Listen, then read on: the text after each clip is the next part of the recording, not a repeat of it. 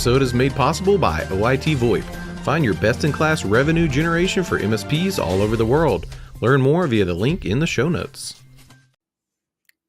Welcome to MSP Dispatch, a live show, 5/29/2024.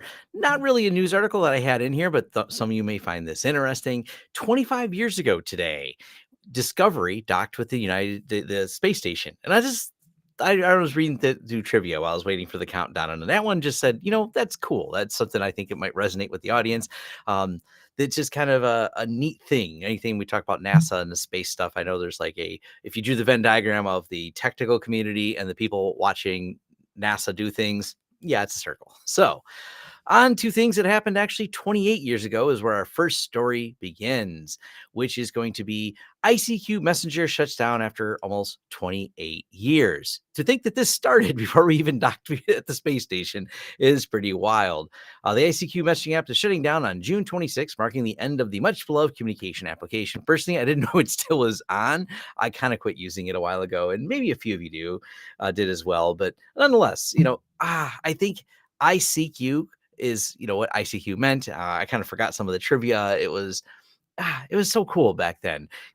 All the fun of communicating with people and things like that in the early days. I already was on the BBS world, but moving over to this was kind of cool. And it is the end of an era. So I think any of us who've worked in tech for a long time are definitely familiar with this, and, kind of sad to see it go. But this also reminds me that I've been working in tech for this long as a job, because I used this on the job as I was working at a small computer store back then, 28 years ago. Yes, I'm old. Speaking of other things, the end of the other era, we're going to move on to the PowerShell, VB script stuff. The end of an era. Microsoft phases out VB script and JavaScript and PowerShell. For JavaScript and PowerShell. Sorry, PowerShell's not going away. Nope, that's where we're at right now. And I definitely, in my early days, was building automation. I learned about how to send commands to different applications, and my foray into the world of doing things in VB script. But Microsoft on Wednesday outlined its plans to deprecate Visual Basic Script the second half of 2024 in favor of more advanced alternatives, JavaScript and PowerShell.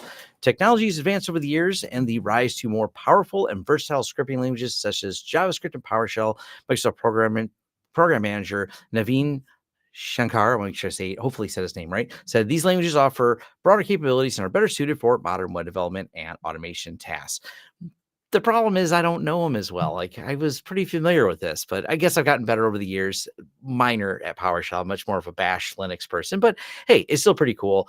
And they're just slowly going to miss this as it kind of phases out. And now I'm curious about what's going to break, because reality is we're still using COBOL for things, and there's still a surprising demand for COBOL programmers. So seeing that VB script is being deprecated means, well, whatever last OS it worked on, and yes, we know there's plenty of you out there still running Windows 10, still running Windows 7, and I know at least a handful of you are supporting some manufacturing and medical applications that are still running on Windows XP. So it'll be around for years longer, even though Microsoft's not officially supporting it. But we haven't really, as the MSP and tech community, I know we don't use it quite as much anymore anyways. Now, on to a dumpster fire of a topic.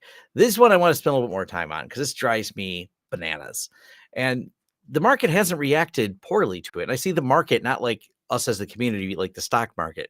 I had also posted this on LinkedIn, and I started out by saying Fortinet is a dumpster fire with a $45 billion market cap. They are not a company constrained in resources or lacking developers. They simply lack the desire to properly do things. It's the only way I can describe the current situation that they're in. And this is work by the folks at Horizon 3, which I had to look up. They weren't even the ones who found the first CVE. They're just basically, where there's smoke, there's fire. And this is specifically in FortiSIM, but the broader picture, FortiGate has an entire history, which I've got a dedicated video, and I don't want to get segued too much into that, where I just rant about all the code history. And it's not that, hey, they're a big product, they're a big target, so yes, they're going to have some flaws. No, they've hard-coded credentials. They accidentally do dumb things, or is it intentional at this point where they're just not doing code sanitation? Specifically, it's not about having security breaches, because I get security's hard. It's the fact that they solved And I love that the way they just worded it here. The astute reader will notice that there's very little difference in exploitation of the previous command injection.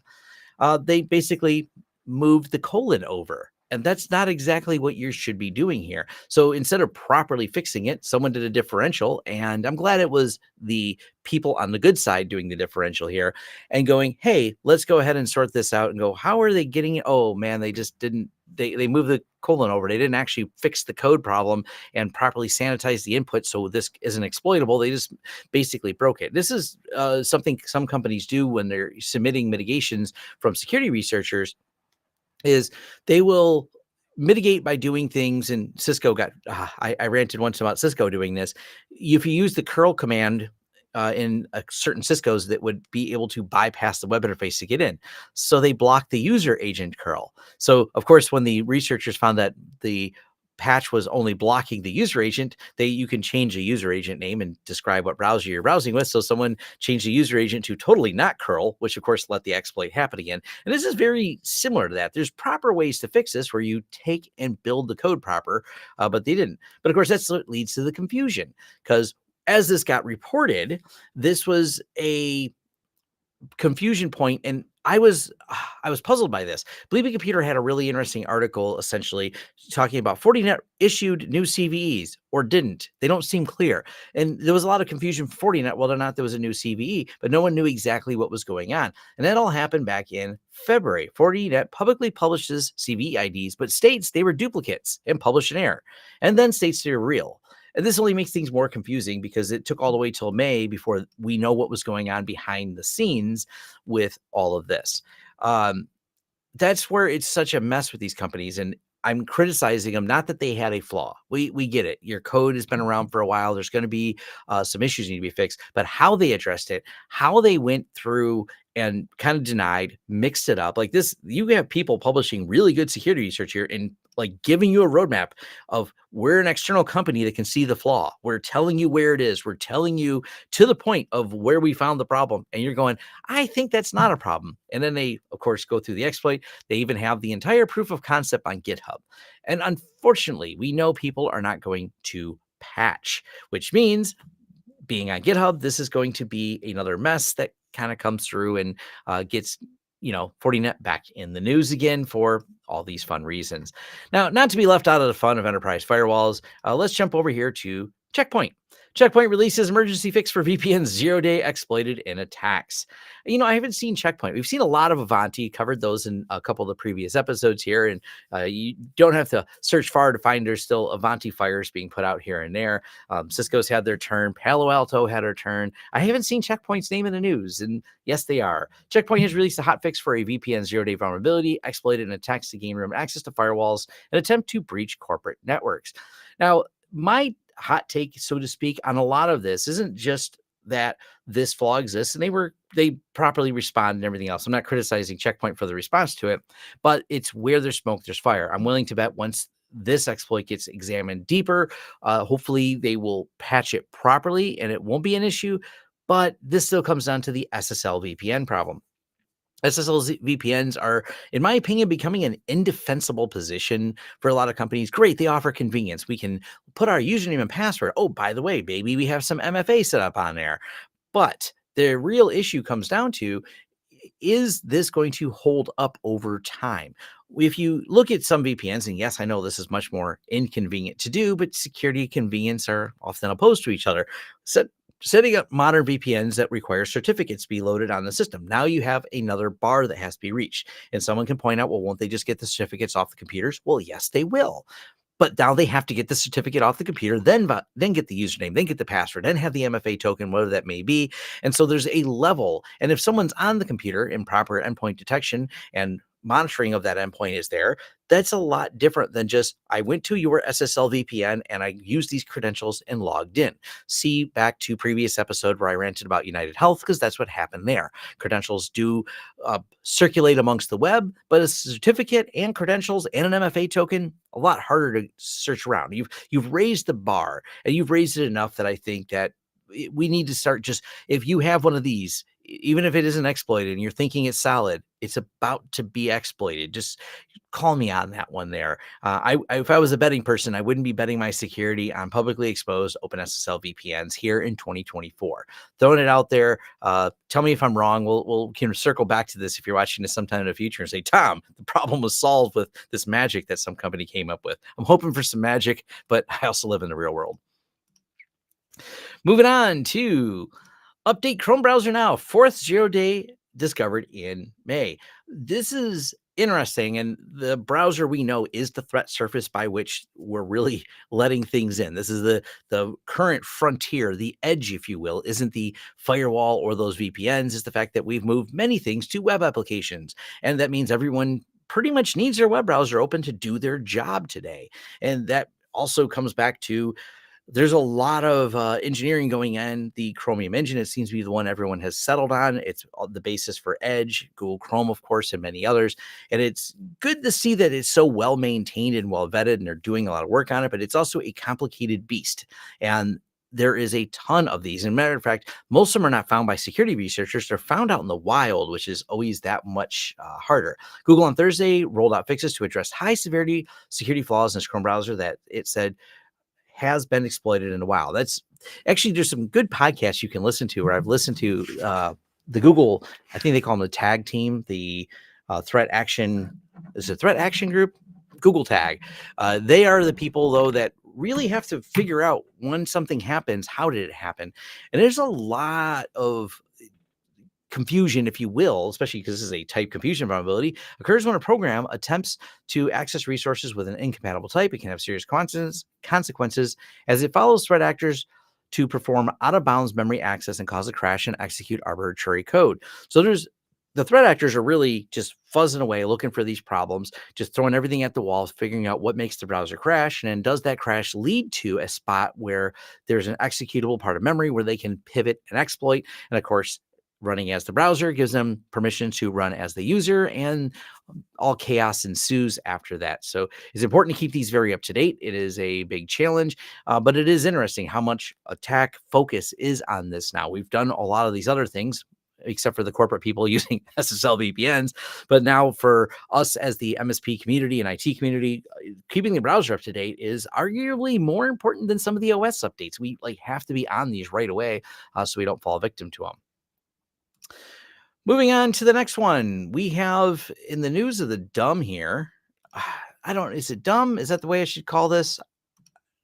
PayPal is planning on a network built off your purchase history. You're the product after all. PayPal will use data from billions of customers' transactions to supercharge its ad business.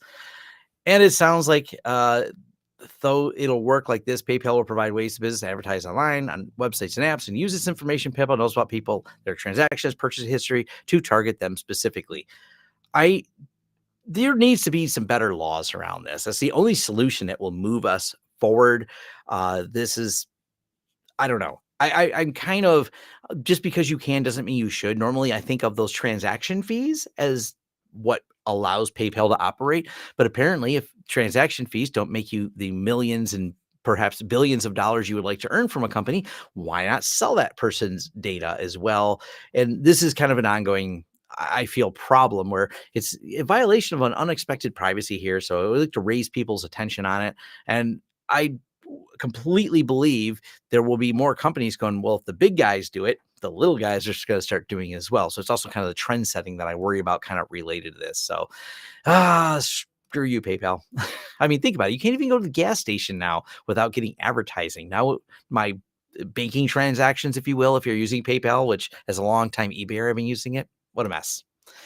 Now, this was an interesting supply chain attack, very specifically of who they were attacking. Backdoor Justice AV Solutions viewer software used in apparent supply chain attack. Rapid7 discovered this, and it's a program called Justice AV Solutions, a US-based company specializing in digital audio-visual solutions for courtroom environments. According to the website, JAVS technologies are used in courtrooms, chambers, and juries in jails and prison facilities, and council hearing lecture rooms. The company's website cited over 10,000 installations or technology worldwide, and this was a backdoor to get at that information. So it's kind of an interesting attack directly on our court systems, which is obviously very concerning because they were clearly after private information. And you can think about this, who would they sell it to? Not necessarily spy agencies, but it would be an interesting thing to sell on the market of being able to hear what's going on in some of these trials if you're someone who's a criminal wanting to know what's going on with your case and having extra access and inside advantage. So really interesting, though, that this was in there.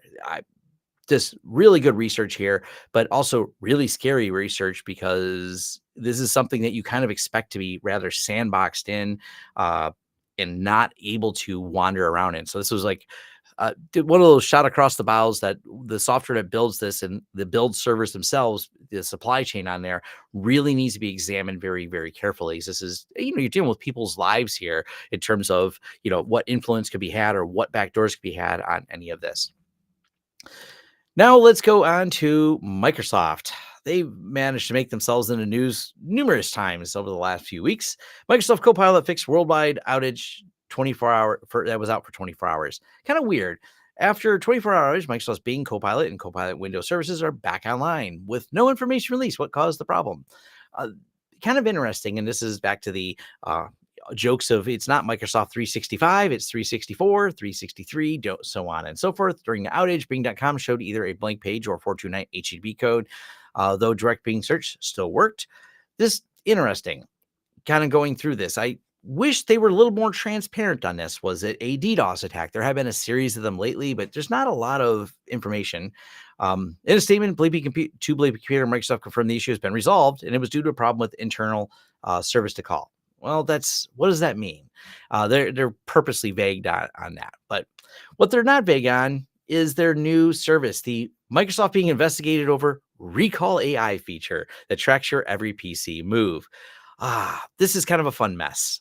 And I think this is the best way to describe it. Microsoft's new AI-powered computer history feature, Recall, has been receiving criticism among PC users for being very Black Mirror-like. Yes, this is not the future I think we were wanting. Black Mirror is not a roadmap for the way things should be. It is more like a warning, like this is when things go wrong. We have episodes of Black Mirror. If you haven't watched it, it's essentially, technology or situations gone wrong frequently around technology where, this is not the best outcome and not the future that we want. The recall system, I think, is just both a privacy nightmare and a security nightmare kind of rolled into one. Like, this is not a good idea. The concept for the end user is neat, from a 1,000-foot perspective of, hey, what if we could just be able to create a searchable database of all the things you're doing and everything you have go on?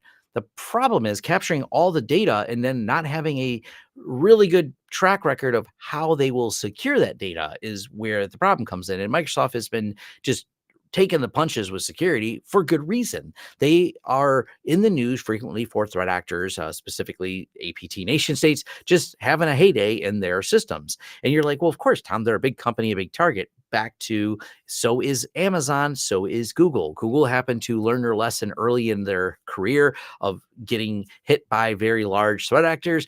And you notice that Google and Amazon are of similar size in terms of this. Now, granted, the threat attack surface for Microsoft is in a different scope because it's more on their Office products, and Google's Office products are a much smaller version compared to Microsoft, but Google's obviously a big enough company, and especially AWS, the hosting giant that they are, they're not losing their signing keys to the software. So Microsoft's not exactly got a track record that says we feel confident that you won't lose my data. So this is not it's just not a great idea. That's how I feel about all of that, especially when my next article is, here's yet more ransomware using BitLocker against Microsoft's own user. I like the name ShrinkLocker. Throws steel and vaccine makers into the Hurt Locker.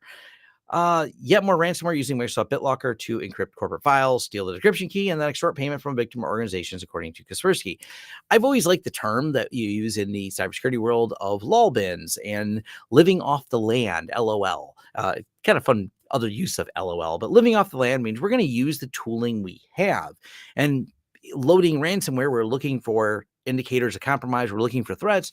Changing BitLocker keys is not exactly an early indicator. So this may evade some types of endpoint detection. And that tooling is why it's so important to think about behavioral analysis. This is why there's always a as we advance here with the way we manage our endpoints and we look for that behavior analysis going, that's suspicious. Why is the user changing their BitLock key? Is this a normal thing? And you start looking at these events. But these criminals are now figuring out how to use shrink locker and, basically, we changed your BitLocker key, pay us a ransom. And I think one of the interesting side notes to this is the fact that at least we know the encryption they use, one, is pretty hard to break. And two, we know it's reliable for if they give us the key back, if not likely, don't pay the ransom, insert disclaimer here. But it's actually a solvable solution if they give you the BitLocker key to get your data back, because it's BitLocker. We use it to unlock the computers all the time. It just, when it's locked and the key's managed by someone else, it sucks. And that's what the whole idea is of the shrink locker and that latest ransomware. Now, moving on to Zoom. Zoom adopts NIST-approved post-quantum end-to-end encryption for meetings. I think this is a pretty big deal because Zoom took some heat in the beginning, and they hired some smart people. They did a really good thing, which had a weird adverse react. So in the beginning, Zoom was kind of criticized. They were at the right place at the right time to build a really solid platform. At the beginning of, everyone decided in 2020, we're going to work from home, and Zoom is the way we're going to communicate with our team members, with our friends, our family, and all these fun Zoom parties. And then everyone was on mute for a little while. But that security team they hired had actually was an interesting open source security team. And I kind of followed the path of that. Unfortunately, that forced them to abandon some of their other projects, which were unfortunate, but they did a good job of robusting Zoom. It's kind of wild to me that 4 years later, neither Google, who can't decide what their app is going to be called for meetings, or Microsoft, who decided their app is going to be called Teams, and they destroyed Skype and no one likes Teams. No one I know likes Teams. Only people that use Teams are people that kind of have to use Teams because their company doesn't want to pay for Zoom. And so here we are with Zoom, and some people have made it part of their integrated communications. It's part of their phone system. So seeing them keep going forward with security, improve, they're still listening to people, and they've become, right place, right time to 4 years later, still a good product. And matter of fact, the quality on Zoom compared to some of the other apps is really good. I still like Google Meet. I still use it, but I know I'm definitely the minority there. But Google Meet works well, which is also went through its own identity crisis 3 times. We're discontinuing Google Meet to replace it with Google Meet or something. But Zoom, easy. We're going to have a Zoom meeting. It's part of our vernacular now. Good to see them keeping up with security and keeping things up to date. And for our final story here, we have over at databreaches.net. I actually really like this site. They kind of focus around the medical space. And so you have to usually do one of those bot things. But there's no way I've seen this. United Urology Group appears to be a victim of ransomware attack. Some data leaking data out of Urology Group. I figure I'll leave you with that there. But the one thing I will give a shout out to this site for just generally having good reporting on a lot of these. And we're getting so immune to all of this. Everyone has had a breach, and all of our data is everywhere. It's just a matter of what data they know about us. So this is a good site for this. And the reason they have the bot checking is because of the number of DDoS attacks that they themselves have been subjected to. They got some write-ups on there. But if you're ever curious what data is leaked out of your medical records, or your urology records in this case, it's a great site. I'll mention that just covers a lot of in-depth, and they often link to the court cases later in here. So there's a lot of good follow-up in here all around the healthcare industry, which is its own disaster. So that's the final story I have with you, the leak out of the urology data center. But thanks everyone for joining. It's just fun running through the news with all of you. Like and subscribe. Make sure you hit me up over in the MSP Dispatch live show. There's Discord and everything for the MSP Media Network.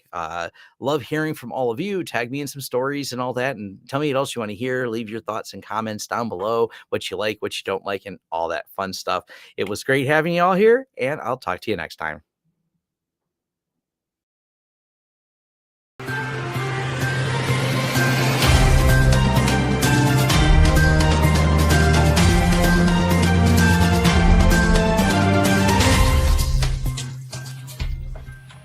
This has been a broadcast of the MSP Media Network.